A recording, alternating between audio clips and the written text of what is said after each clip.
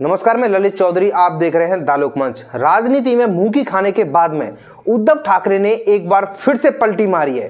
शरद पवार को लेकर और उनकी पार्टी को लेकर उद्धव ठाकरे ने आज एक बड़ा फैसला लिया है, लेकिन ये इतना भी आसान नहीं है क्योंकि शरद पवार ने जो है उद्धव ठाकरे से कल्टी मार ली है। दरअसल मैं आपको बता दूं, आज शिवसेना पार्टी ने जो है ऐलान किया है कि आगामी बीएमसी इलेक्शन में बागी विधायकों और बीजेपी पार्टी को रोकने के लिए अगर उन्हें दोबारा से एनडीए सरकार का फॉर्मेशन करना पड़े, यानी कि कांग्रेस और एनसीपी के साथ मिलकर चुनाव लड़ना पड़े, तो वो लड़ेंगे, लेकिन बीजेपी पार्टी और इन बागी विधायकों को जीतने नहीं देंगे। लेकिन यहां पर एक बड़ा ट्विस्ट है। ट्विस्ट ये है कि कांग्रेस पार्टी ने पहले ही ऐलान कर दिया था कि वो बीएमसी इलेक्शन अकेले लड़ेगी। जब उन्होंने ऐलान किया था तब तो वो सत्ता में थे और शिवसेना और एनसीपी के साथ मिलकर सरकार चला रहे थे।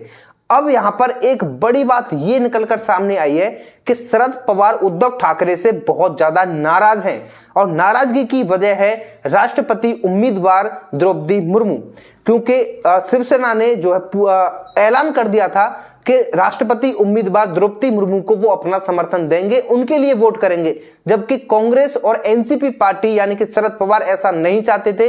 जिसके बाद में शरद पवार का स्टेटमेंट आया, उन्होंने कहा था कि हमें ये उम्मीद नहीं थी कि उद्धव ठाकरे ऐसा करेंगे, लेकिन उद्धव ठाकरे को लगा कि अब सरकार तो टूट ही गई है, तो ऐसे में अब वो अपने फैसले खुद ले सकते हैं। हालांकि सरकार में मुख्यमंत्री रहते हुए उद्धव ठाकरे कोई भी अपना फैसला नहीं ले पा रहे थे, तो उन्हें लगा कि ये एक फैसला ऐसा है जिन्हें मैं खुद ले सकता हूं। तो ऐसे में उन्होंने राष्ट्रपति उम्मीदवार द्रौपदी मुर्मू को समर्थन देने का ऐलान कर दिया, जिससे कि कांग्रेस पार्टी और एनसीपी पार्टी भड़क गई।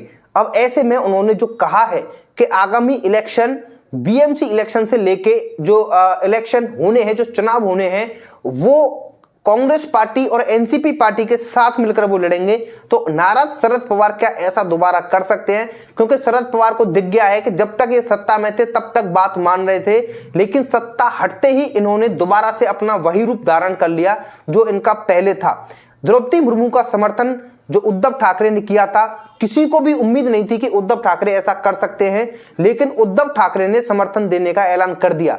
इनडायरेक्टली कहें तो बीजेपी को समर्थन उन्होंने दे दिया। अब यहां पर पेच ये फंस रहा है कि बागी विधायक जो बीजेपी के साथ चले गए हैं, एकनाथ शिंदे जो गुट था, अब वो कहीं उद्धव ठाकरे की चाल तो नहीं थी, ऐसी जो है कयास लगाए जा रहे हैं।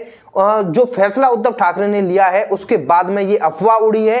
मराठी मीडिया हाउसेस में ये चर्चा तेज है कि ये कहीं उद्धव ठाकरे का कारनामा तो नहीं था शरद पवार और कांग्रेस पार्टी से अलग हटने के लिए, क्योंकि राष्ट्रपति उम्मीदवार द्रौपदी मुर्मू को जो समर्थन उन्होंने दिया था उसकी उम्मीद किसी को नहीं थी। ऐसा लग रहा था कि अभी भी ये शरद पवार और कांग्रेस पार्टी के साथ मिलकर यशवंत सिन्हा को अपना समर्थन देंगे।